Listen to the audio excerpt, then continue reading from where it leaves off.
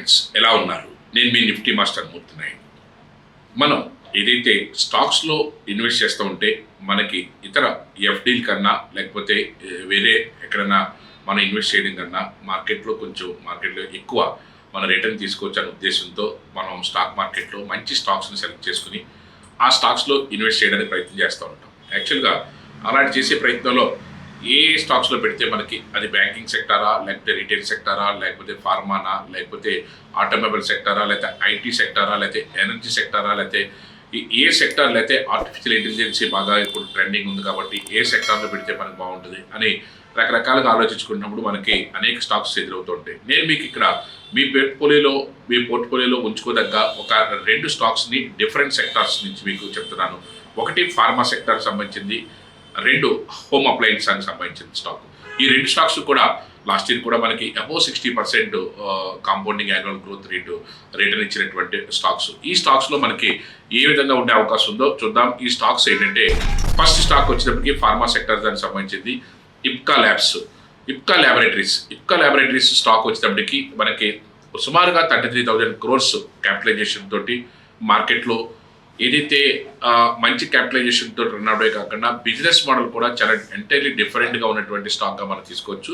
యాక్చువల్గా ఆ promoter stake వచ్చేటప్పటికి సుమారుగా 45% నుంచి 50% వరకు ప్రమోటర్ స్టేక్ ఉంది. ఎఫ్ఐఎస్ కూడా సుమారుగా ఒక 12% ఎఫ్ఐఎస్ కూడా దీంట్లో ఉన్నారు. అదేవిధంగా మ్యూచువల్ ఫండ్స్ మాత్రం చాలా మ్యూచువల్ ఫండ్ కంపెనీస్ అన్నీ కూడా దీంట్లో ఖచ్చితంగా వాళ్ళ యొక్క ప్రజెన్స్ని అయితే చూపించారు. నేను ఇక్కడ ప్రమోటర్ స్టేక్ అంటే ఏ విధంగా ఉందో దాన్ని చూసినప్పుడు మ్యూచువల్ ఫండ్స్లో కూడా మీరు చూస్తే సుమారుగా 30% అబోవ్ 35% వరకు కూడా మ్యూచువల్ ఫండ్స్ కూడా దీని మీద ఎంతో కాన్ఫిడెన్స్తో ఇన్వెస్ట్ చేస్తున్నారు. అట్ ద సేమ్ టైం నేను మీకు ఇక్కడ చూపిస్తున్నట్టుగా కాంపౌండింగ్ యాన్యువల్ గ్రోత్ రేట్ చూసుకున్నట్టయితే లాస్ట్ ఇది 63% మనకి రిటర్న్ ఇచ్చినటువంటి స్టాక్. ఇది లాస్ట్ 5 years కూడా 25% అబోవ్ మనకి రిటర్న్ ఇస్తున్నటువంటి స్టాక్గా తీసుకోవచ్చు. మార్కెట్లో దీని యొక్క ప్రొడక్ట్స్ క్యాపబిలిటీ కంటే అంతా కూడా ఇక్కడ నుంచి టేక్ ఆఫ్ అయ్యే పరిస్థితులు ఉన్నది కాబట్టి మనం ఇలాంటి స్టాక్స్ మనం రికమెండ్ చేస్తాము. ఇది రెవెన్యూ మోడల్ కూడా చూసుకున్నట్టయితే ఇక 3,700 కోట్ల దగ్గర నుంచి 6,500 కోట్ల వరకు కూడా మార్కెట్లో లాస్ట్ 5 yearsలో కూడా రెవెన్యూ మోడల్ కూడా బాగా పెంచుకున్నటువంటి స్టాక్. ఇది వన్ ఆఫ్ ద ఇంటిగ్రేటెడ్ ఏదైతే ల్యాబొరేటరీ ఉందో మ్యానుఫ్యాక్చరింగ్ అండ్ మనకి ఫార్మాస్యూటికల్ మ్యానుఫ్యాక్చరింగ్ కంపెనీ. ఇది యాక్చువల్గా 350 ఫార్ములాస్ అండ్ 80 APIs ఉన్నటువంటి ఒక అద్భుతమైనటువంటి కంపెనీగా మనం తీసుకోవచ్చు. యాక్చువల్గా దీని యొక్క రెవెన్యూ మోడల్ కూడా ఒక 2 typesలో ఉన్నది. యాక్చువల్గా దీని యొక్క బిజినెస్ APIs ద్వారా నేను ఇక్కడ మీకు డీటెయిల్గా ఇక్కడ మీకు చూపిస్తున్నాను. APIs ద్వారా వచ్చేటప్పటికి మనకి 25% బిజినెస్ వస్తుంది. అదేవిధంగా ఫార్ములేషన్స్ ఏదైతే ఉందో వీళ్ళకి 2 వైపుల నుంచి కూడా ఫార్ములేషన్లో అయితే 75% వాళ్ళకి రెవెన్యూ ఉన్నది. ఫార్ములేషన్స్లో 350 ఫార్ములేషన్స్ వీళ్ళ దగ్గర ఉన్నాయి. APIs సంబంధించి అయితే ఒక 20 APIs కూడా మనకి ఇక్కడ వీళ్ళ దగ్గర ఉన్నట్టుగా మనకి తెలుస్తుంది. ఏదైతే మార్కెట్లో మనకి మంచి ఫార్ములేషన్స్ అనేది 350 ఫార్ములేషన్స్ తోటి ఎక్స్ట్రాడినరీగా మూవ్మెంట్ ఇస్తున్నటువంటి కంపెనీది. దీని మ్యానుఫ్యాక్చరింగ్ యూనిట్స్ కూడా నేను ఇక్కడ చూపిస్తున్నట్టుగా ఒక 18 manufacturing units in India and across the world దీనికి డిఫరెంట్ ఏరియాలో కూడా ఉన్నాయి. దీని యొక్క ఇంటర్నేషనల్ ఫుట్ ప్రింట్ కూడా నేను మీకు ఇక్కడ డీటెయిల్గా చూపిస్తున్నాను. సుమారుగా వీళ్ళ యొక్క ఎక్స్పోర్ట్ 100 countriesకి మించి ఎక్స్పోర్ట్ కూడా రన్ అవుతుంది.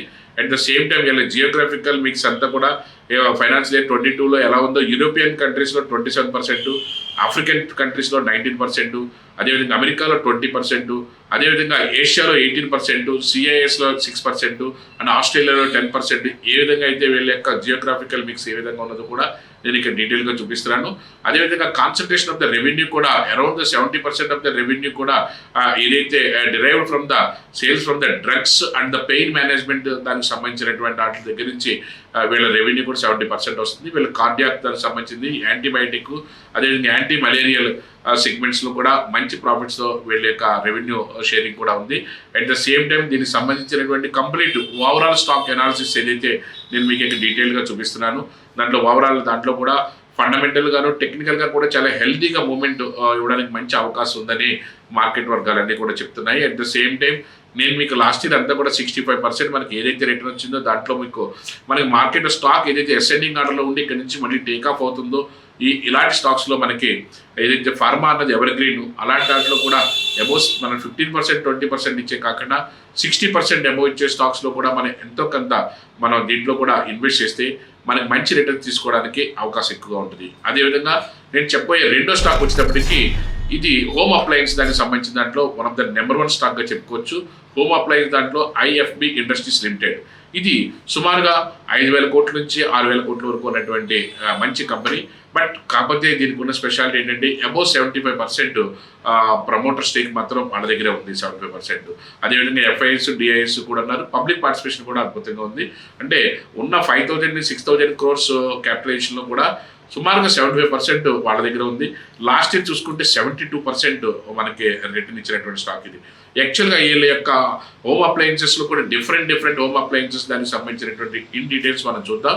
ఏదైతే మనకి రెవెన్యూ షేర్ కూడా మార్కెట్లో అద్భుతంగా పెంచుకున్నటువంటి, ఏదైతే 2,600 కోట్ల నుంచి 4,500 కోట్ల వరకు కూడా రెవెన్యూ షేర్ కూడా అద్భుతంగా పెంచుకున్నటువంటి స్టాక్గా మనం తీసుకోవచ్చు. దీని యొక్క ప్రొడక్ట్ రేంజ్ చూసుకున్నట్టయితే హోమ్ అప్లయన్సెస్ డివిజన్లో 82% రెవెన్యూ హోమ్ అప్లయన్సెస్ నుంచి ఉంది. అదేవిధంగా ఇంజనీరింగ్ డివిజన్ నుంచి ఒక 17% ఉంది. మాడ్యులర్ కిచెన్స్ నుంచి కూడా దీంట్లో పార్టిసిపేషన్ అయితే ఉంది. హోమ్ అప్లయన్సెస్లో దీనికి సంబంధించినటువంటి వాషింగ్ మిషన్స్, అదేవిధంగా డొమెస్టిక్ డిష్ వాష్లు కానీ ఇవన్నీ కూడా మార్కెట్లో చాలా నెంబర్ 1 పొజిషన్లో ఉన్నటువంటి స్టాక్స్. అదేవిధంగా ఇంజనీరింగ్ డివిజన్ నుంచి కూడా ఒక 17% రెవెన్యూ ఏ విధంగా వస్తుందో నేను ఇక్కడ డీటెయిల్గా మీకు చూపిస్తున్నాను. మాడ్యులర్ కిచెన్స్లో కూడా వీళ్ళు ఎక్స్ట్రాడనరీ పెర్ఫార్మెన్స్తో కూడా ఉన్నారు. అదేవిధంగా వీళ్ళకు ఉన్నటువంటి 3 స్టోర్స్ కూడా, ఏదైతే Bengaluru and 1 store in Kolkata and the company launches in the store in the Mumbai, వాటి బేస్గా మనం చేస్తుంది. రెవెన్యూ బ్రేకప్ చూసుకున్నట్టయితే వీళ్ళ ఐఎఫ్బి ఏసీస్ నుంచి అయితే 30%, అదేవిధంగా అదర్స్ 3%, అదేవిధంగా డిష్ వాష్ నుంచి 2%, అదేవిధంగా ఫ్రంట్ లోడర్ వాషింగ్ మిషన్స్ నుంచి 31%, అదేవిధంగా ఇండస్ట్రియల్ దాని నుంచి 3%, మైక్రోవేవ్స్ నుంచి అయితే 7%, సర్వీసెస్ నుంచి ఒక 11%, ఇలా టోటల్గా ఏదైతే టాప్ లోడర్స్ నుంచి 13%. వాళ్ళ ఓవరాల్గా చూసుకుంటే రెవెన్యూ బ్రేకప్ కూడా ఎక్స్ట్రాడనరీగాను ఎవర్ గ్రీన్గాను మనకి మార్కెట్లో ఈ సంవత్సరం లాస్ట్ 70% ఇస్తే ఈ సంవత్సరం అబౌవ్ 70% రిటర్న్ ఇవ్వడానికి సంబంధించినటువంటి మూమెంట్స్ అయితే దీంట్లో మనకు కనిపిస్తున్నాయి. కాబట్టి టెక్నికల్ మూమెంట్ కూడా ఎక్స్ట్రాడనరీగా ఉంది. కాబట్టి మన యొక్క ఇన్వెస్ట్మెంట్ డిఫరెంట్ వాటిలో ఇవ్వడం వల్ల పోర్ట్ఫోలియోస్ అద్భుతంగా పెరగడానికి అవకాశం ఎక్కువగా ఉంటుంది. ఇది కూడా ఐఎఫ్బి అన్నది ఏదైతే హోమ్ అప్లయన్స్ దాంట్లో నెంబర్ 1 పొజిషన్లో ఉంది. కాబట్టి లాస్ట్ ఇయర్ గ్రాఫ్ కూడా నేను ఇక్కడ గ్రాఫ్ చూపిస్తున్నాను. ఏదైతే అసెండింగ్ ఆర్డర్లో మార్కెట్లో టేక్ ఆఫ్ తీసుకుని ముందుకెళ్ళిందో అది ఇంకా కంటిన్యూ చేయడానికి, అట్ ద సేమ్ టైం ఏదైతే మన కన్జ్యూమర్ డ్యూరబుల్ గూడ్స్లో మన నెంబర్ 1 పొజిషన్లో ఉంది. కాబట్టి ఇండియా ఇలాంటి వాటికి మంచి స్కోప్ ఉంటుందనే ఉద్దేశంతో ఈ ఐఎఫ్బిని కూడా ఇంట్రడ్యూస్ చేయడం జరిగింది. ఈ విధంగా మీరు డైవర్సిఫికేషన్ ఆఫ్ ఫండ్ మీ యొక్క పోర్ట్ఫోలియోలో ఇన్వెస్ట్ చేస్తే మంచి లాభాలతో ముందుకు తీసుకెళ్ళడానికి అవకాశం ఎక్కువగా ఉంటుంది. Thank you.